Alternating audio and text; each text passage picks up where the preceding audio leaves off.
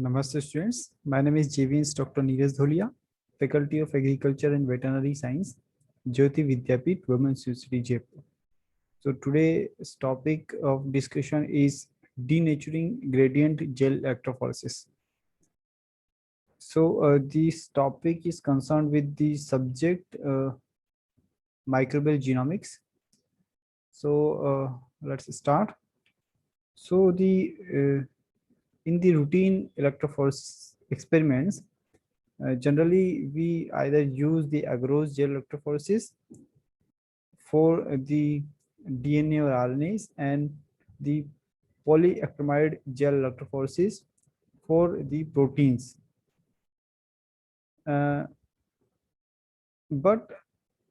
if you have to look at the DNA samples that are the same in size but have the different sequence, what will you do? Because in the SGS page experiment, the DNA material is separated on the basis of their length, but the length is same and the sequence is different. So the simple polyacrylamide gel would not be able to differentiate that proteins or that DNA sequences. So we can take the advantage of uh, something called the melting temperature, that is TM. Okay, so melting temperature is concerned with the DNA, and the TM, melting temperature, is the temperature where the double stranded DNA denatures to form the single stranded DNA due to the loss of the hydrogen bonds between the complementary base pairs. Okay, because we know that different regions of a DNA molecule can have different TMs, or the melting temperatures, and these regions are called as the melting domains.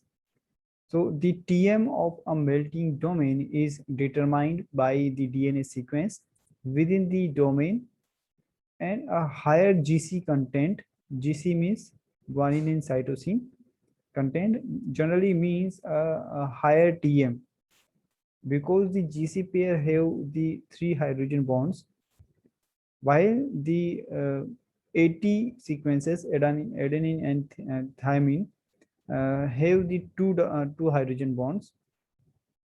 So there are one hydrogen bond is uh, greater in the GC pair, so it have the higher TM value, means the denaturing temperature will be higher for the gene sequences which have the GC content more rather than the AT content. So we can use this link between the sequence and TM to look for a change in sequence between two DNA samples of identical length by varying the denaturing conditions in different areas of the polyacrylamide gel, causing different sequence to denature at different points during the electrophoresis. So this technique is called as the denaturing gradient gel electrophoresis, and it is explained in more detail. We are explaining in the more detail here.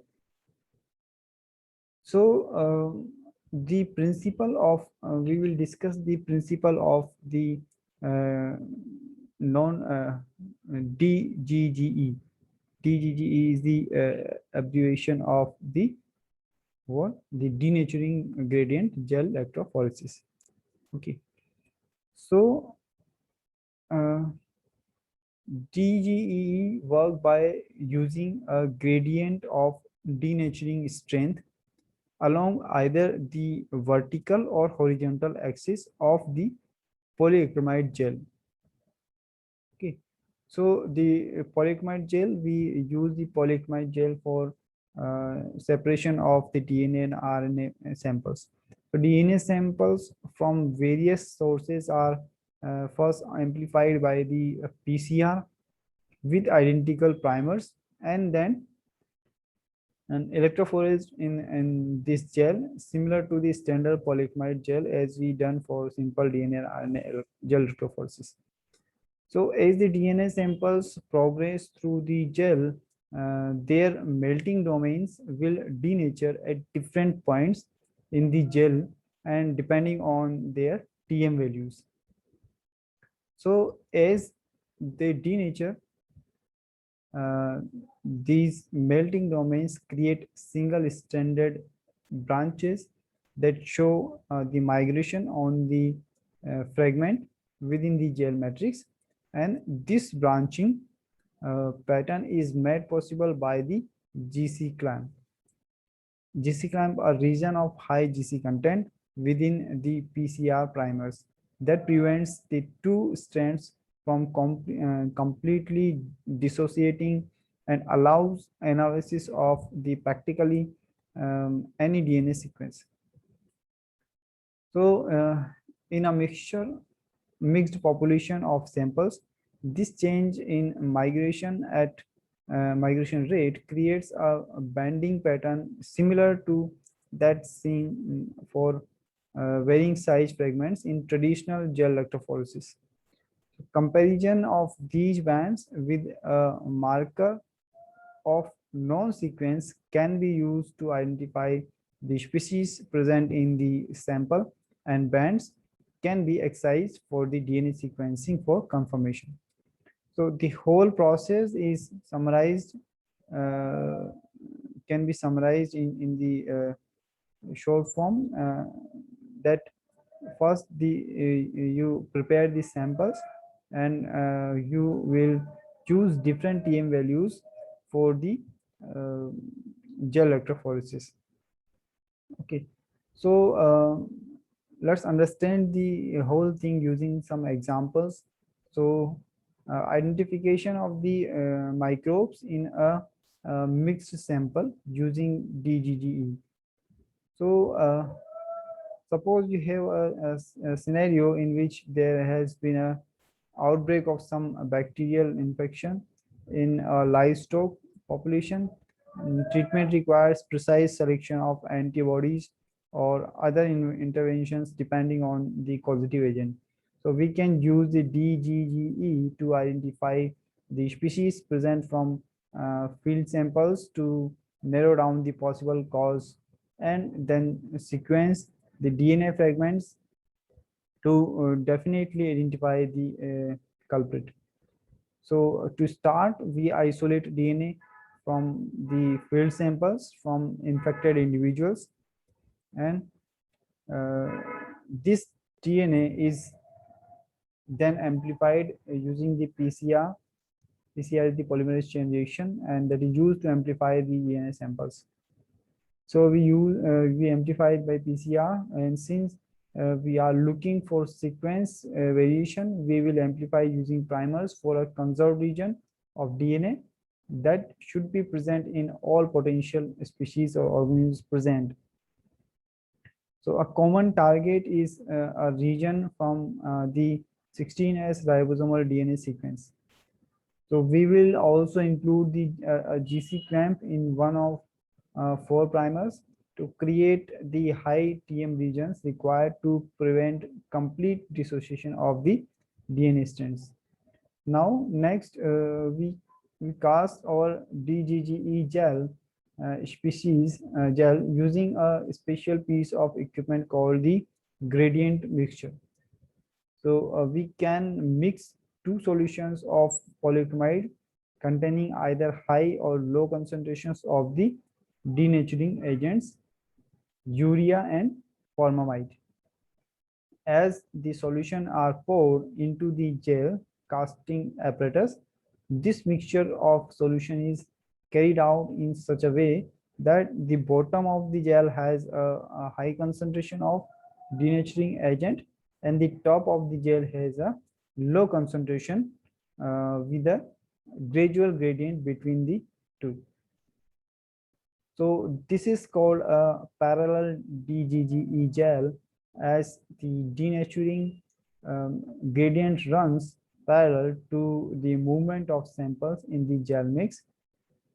So It is also possible to cast the perpendicular DGE gel in which the gradient runs from left to right.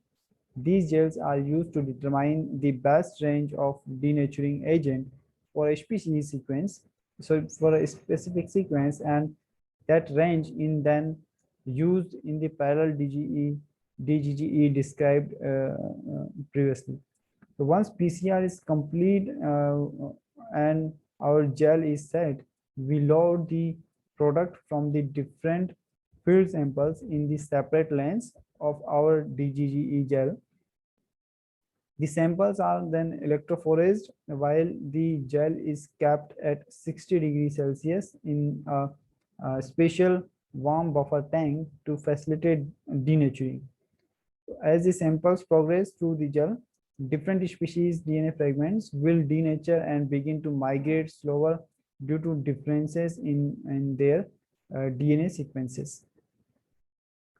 So once the gel run is complete and the gel is stained and imaged, we see a pattern of distinct bands, each representing an individual species that was present in the original sample. We can run a set of non-DNA samples alongside the experimental samples to quickly identify species present in the mixture. So we have one is the standard sample in one lane, and in the next lanes we will put the samples of the different species. So we will match the test samples with our standard sample. So individual bands can be excised from the gel and sent for the DNA sequencing to confirm the presence of a particular species. And the treatments interventions can then be undertaken. So after assessing the or identifying the similar bands by the standard band, we will cut the selected bands, and we can confirm it further using the DNA sequencing methods. Okay, so this was all about the denaturing gradient gel electrophoresis. So this is slightly different from the regular SDS page electrophoresis, polyacrylate gel electrophoresis, and this is used. The principle of this is the TM values, means the GC and AT content. If their nucleotide sequence is different, their melting temperature will be different, and therefore the similar length of DNA or RNA sequences will produce the different bending patterns on the electrophoresis. So hope you are satisfied with this detailed session, and if you have any query, you can write in the comment box. And this session is powered by Digital Version 2, Jyoti Vidyapeeth Women's University, Jaipur. Thank you.